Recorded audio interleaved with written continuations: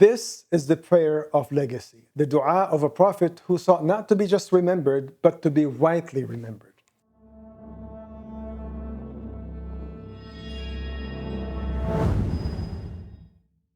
Bismillah, alhamdulillah, wassalatu wassalamu ala rasulullah wa ala alihi wa sahbihi min wala. Still with the dua of Ibrahim alayhi salam. Allah subhanahu wa ta'ala here mentions in Surah Al-Shu'ara the dua or aspects of the dua of Ibrahim when he says, Rabbi habli hukman wa alhaqni bis salihin waj'al li lisana sidqin fil akhirin waj'alni min warathati jannati na'im واغفر لأبي إنه كان من الضالين ولا تخزني يوم يبعثون.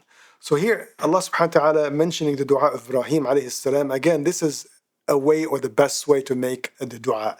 Where here we have the dua of Ibrahim focusing mostly on matters of the hereafter, focusing on the closeness to Allah subhanahu wa ta'ala, and focusing on the reward with al-Jannah when he says, Habli hukman wa alhaqni bis salihin, when he says, Waj'alni min warathati jannatin na'im, make me among those that will inherit the great al-Jannah. وَلَا تُخْزِنِي يَوْمَ يُبْعَثُونَ, and do not disgrace me on the day of resurrection. So here the dua of Ibrahim alayhi salam is focused actually on reward and the dignity and the glory on the day of judgment. And this is basically what we ask Allah subhanahu wa ta'ala for. And he's asking Allah subhanahu wa ta'ala big. And this is, by the way to ask Allah subhanahu wa ta'ala. That's what the Prophet alayhi salatu wasalam said, that إِذَا دَعَ أَحَدُكُمْ فَلَا يَقُلْ اللَّهُمَّ اغْفِرْ لِي إِن شِئْتَ وَلَكِنْ لِيَعْزِمِ الْمَسْأَلَةِ. If one of you were to ask Allah subhanahu wa ta'ala, do not say, Ya Allah, forgive me if you will, but be in a way more like persistent and then pushy.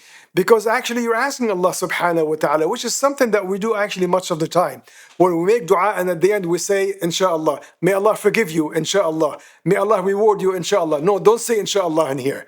Because you're asking Allah subhanahu wa ta'ala, and that's what the Prophet alayhi salatu wasalam say. May Allah accept from you. May Allah reward you. May Allah give you the best. We do not say actually Inshallah because we're asking Allah subhanahu wa ta'ala. And also when you ask Allah subhanahu wa ta'ala to ask big, because you could never overburden Allah subhanahu wa ta'ala with your request. That's what the Prophet ﷺ said. إِذَا دَعَ أَحَدُكُمْ فَلْيُعْظِمِ الرَّغْبَةِ, that let him ask big. فَإِنَّ اللَّهَ لَا يَتَعَاظَمُ شَيْئًا أَعْطَاهُ. Allah does not think much of anything that He has given. So that's why we ask Allah, and when we ask Him big, and that's why in the famous dua, where the Prophet ﷺ instructed us all to say that if one of you were to ask Al-Jannah, إِذَا سَأَلْتُمُ اللَّهَ فَاسْأَلُوهُ الْفِرْدَوْسَ الْأَعْلَى مِنَ الْجَنَّةِ. If you were to ask Allah subhanahu wa ta'ala, ask for the highest place in Al-Jannah. Well, the highest place like that? Yes, the highest place. This dua, the Prophet ﷺ was not just talking to Abu Bakr and Umar, but he's talking to all of us. And when the Prophet ﷺ says something, he only speaks the truth, and he's only told the truth by Allah subhanahu wa ta'ala.